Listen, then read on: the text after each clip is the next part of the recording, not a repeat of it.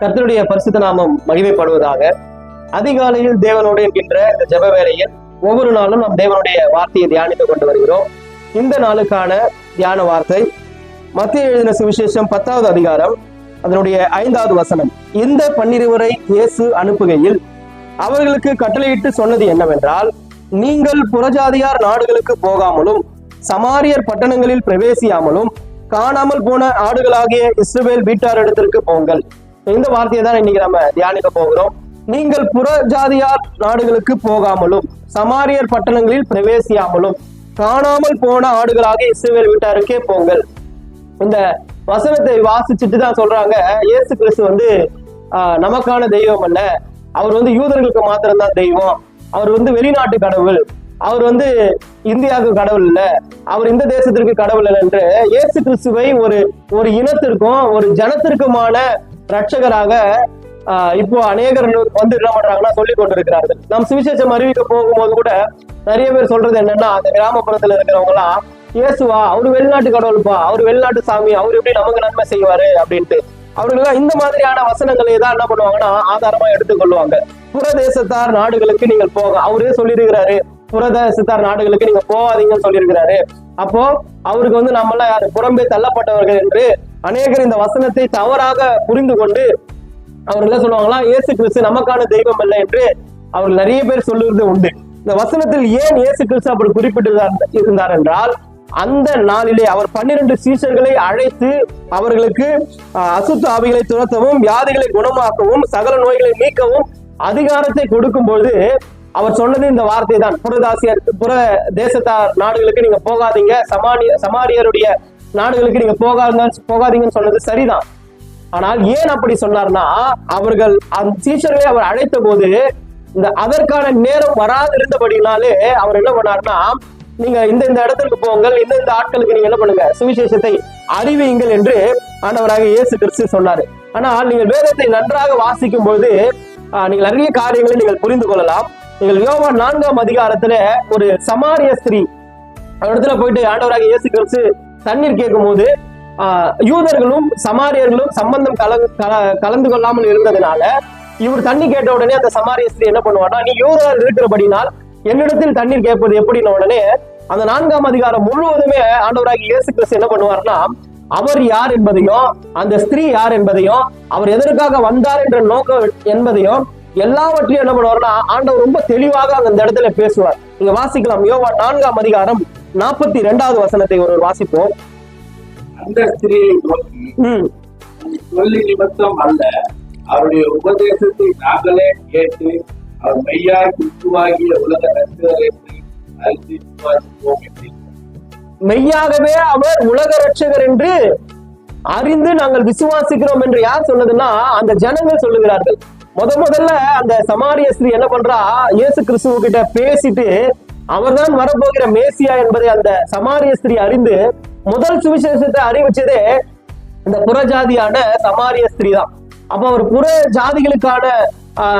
புறஜாதிகளுக்கு அவர் தேவன் இல்ல அப்படிலாம் கிடையாது, அவர் எல்லாருக்குமான தெய்வம். அதனாலதான் அவர் போய் சொல்லும் போது அங்க இருக்கிற ஜனங்கள் என்ன சொல்றாங்களா, உன்னுடைய வார்த்தை நிமித்தம் அல்ல, நாங்கள் அவருடைய உபதேசத்தை கேட்டு அவர்தான் இந்த உலகத்திற்கே ரட்சகர் என்பதை நாங்கள் விசுவாசித்து அவரை நாங்கள் அறிந்திருக்கிறோம் என்று இந்த ஜனங்கள் சொல்றாங்க. அப்போ ஆண்டவராக இயேசு கிறிஸ்து ஒரு இனத்திற்கும் ஒரு ஜனத்திற்குமான தெய்வம் அல்ல, ஒரு இனத்திற்கும் ஒரு ஜனத்திற்குமான ரட்சகர் அல்ல, அவர் உலக ரட்சகராக இருக்கிறார். நீங்கள் 1 தீமோத்தேயு 2ஆம் அதிகாரம் 4வது வசனத்திலிருந்து நீங்கள் வாசிச்சீங்கன்னா இன்னும் உங்களுக்கு தெளிவாக புரியும்.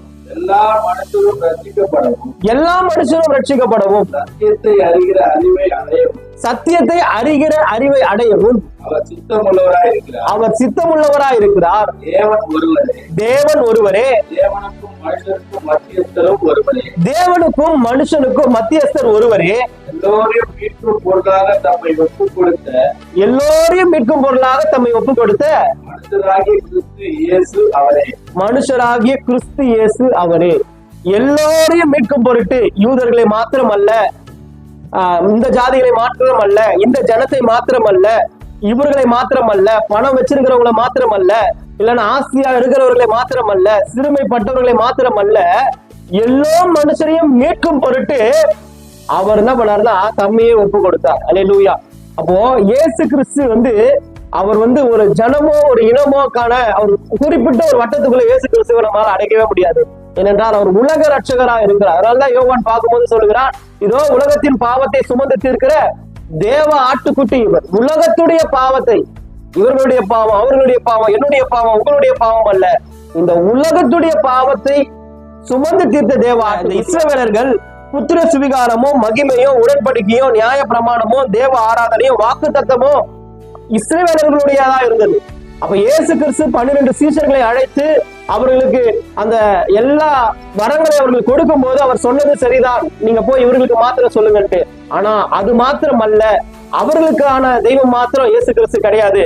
அதுக்கு ஆதாரமா நீங்க என்ன பண்ணலாம்னா, அப்போஸ்தலர் 9ஆம் அதிகாரத்தை வாசிக்கும் போது இந்த சவுலை கர்த்தர் பவுலாக மாற்றுகிறார். சவுல் எல்லாரையும் துன்பப்படுத்திட்டு இருந்தான்.